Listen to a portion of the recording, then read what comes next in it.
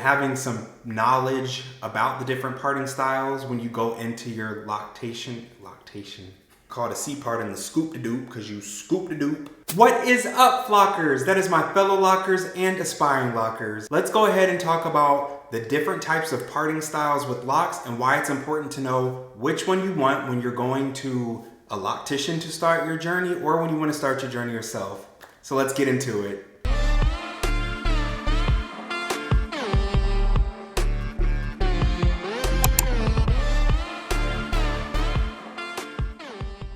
Some people may be thinking, who cares? What does it matter what type of parting I have when I go to get my locks done? And for some people that may be the situation, but I would say for DIYers, maybe it's not that important. It's more of a personal preference. But I feel like if you are gonna go to a loctician to have your locks done, then having some knowledge about the different parting styles when you go into your loctation.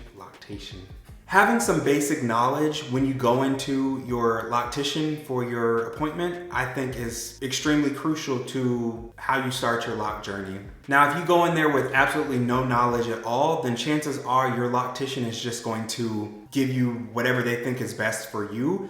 And sometimes that may be truly what's best for you, but depending on the loctician, they may also just give you what's gonna be the quickest and easiest way to get you in and out of the chair as fast as possible. And not to say that they won't give you bomb results, but it may not be exactly what you're wanting, what you're desiring, or what you would want long term. So if you go in there already knowledgeable about exactly what you want and you can talk to them and have specific knowledge and specific terminology, then you're already a step ahead of the game. So the first type of parting styling that we're going to talk about today is brick pattern. And just like it sounds, that's how it looks. So when you go and you see a brick wall, bricks are stacked equally across, but then the next layer is not even. So just as you can see in the picture, it's not straight across, that's a different one. So the brick pattern looks just like that on your head. Now, typically with brick patterns, these are done with square boxes. Even though bricks are typically rectangular, these are typically squares. And what this does is it allows you to have these straight lines, but it also allows for a fuller look. And because you have these layers that are kind of crisscrossing each other, it allows for more sense of fullness when it comes to your hair, especially as it matures, and less of your scalp will be showing because of this layering on top of itself. And this is a great method to ensure that you or your loctician is able to get your locks as close to being the exact same size all around your head. The next type of pattern that we are going to talk about for locks is the grid pattern. Now, the grid pattern is extremely popular with Sisterlocks and with Microlocs. There can be different types of grid patterns. Sisterlocks use a patented grid that only those who are in the Sisterlock community and those who have gone through the Sisterlock training and whatnot are privy to and have the knowledge of exactly what goes into that particular grid. But there are similar grids that you can achieve just from looking online to see the different layouts of the grid. With this one, obviously, it is just a grid, meaning that your lines are perfectly straight across this way and going up and down this way. And with this, the head is broken into different sections. So even though it may be straight lines across, usually when this one is done, it is done in different sections, whether you see them parting the hair in a V and then doing the grids that way. And with this, it is going to give you your perfect line. So then when you go in for styling and whatnot, you're gonna have those perfect parts, whether you wanna do a middle part, a side part, deep side part, you're doing cornrows,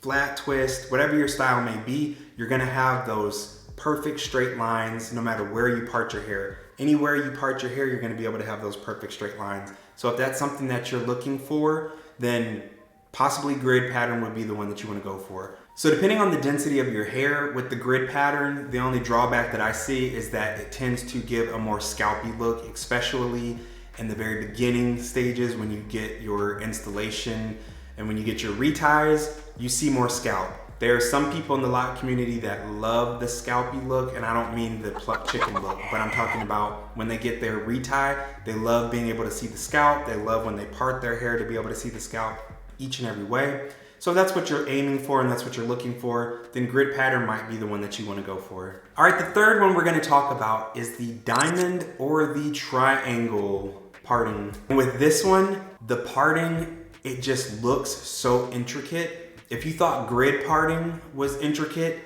diamond and triangle parting looks so intricate. I'll say one of the drawbacks to this one is that in order to do it, you're probably going to need to go to a loctician or have someone else do it for you. Whereas the other ones can be DIY. It would be very difficult to get symmetrical parting when it comes to doing triangles or diamonds if you're doing it by yourself. Now, I don't know, if you're a professional hairstylist, then maybe you can do that, but I just couldn't imagine trying to do diamonds or triangles on myself.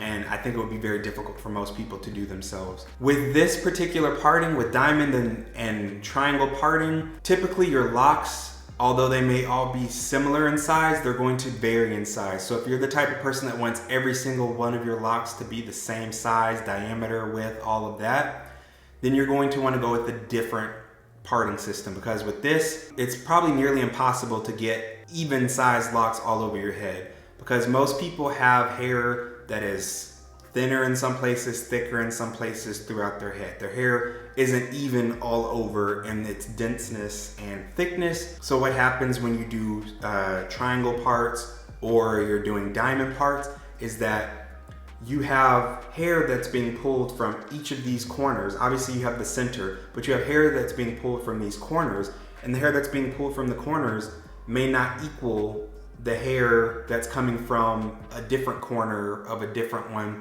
So I know it gets a little confusing sounding, but it's almost impossible to ensure that just because the triangles are the same size, that the amount of hair in this triangle or diamond and the amount of hair in this triangle or diamond are going to be the exact same, especially when you get around areas like your ears or your perimeter and things of that nature. But it is going to give you a very clean, intricate look that it's just pleasing to the eye. So when you do your styles and things like that, your parting is gonna look awesome. It's gonna look cool. And so if you like having cool parting to the point where people are amazed just by the looks of your parting, then maybe that's the one you wanna go with. All right, and the fourth one that I'm going to talk about is the Crescent Shape or the C-shape parting. And that's probably the one that I have. Those that have been watching my journey know that I did not do any specific parting. I literally took a section of my hair, I took it down at a time, and then I would pretty much scoop. I call it a C part and the scoop-de-doop, because you scoop-de-doop that portion of hair that you want to do, and then I would just braid that portion of hair. So with this one, I feel like the C parting or the crescent parting gives you the most natural looking in terms of not having, I feel like this method would be for those that aren't into a scalpy look or aren't into having your parts super visible all of the time. That like a more full look where you have a lot of scalp coverage. Like with mine, you know, you're not seeing my scalp through my locks. And even when I do a fresh retie, unless I'm parting my hair and moving it, you're not gonna see a bunch of scalp because of my C parts. Because C parting is kind of like a mixture of the bricklayer effect with also kind of like half of the diamond or half of the triangle. So in my mind, I feel like it's mixing the best of both worlds when it comes to diamond or triangle parting and then also bricklayer parting. So you get the fullness, you get the natural look of the way that your hair lays and it frames your face and all of that, but you can still maintain your parting if you want them to be equal. You can have someone part them equally for you, or like me, you have different sizes. I wasn't concerned with getting all the same sizes, so mine are different sizes. So again, like I said, I feel like it's important to be knowledgeable about the different parting methods and how you want to start your locks. This is obviously different from the starter method that you want to use, because you can use different starter methods on any of these methods of parting.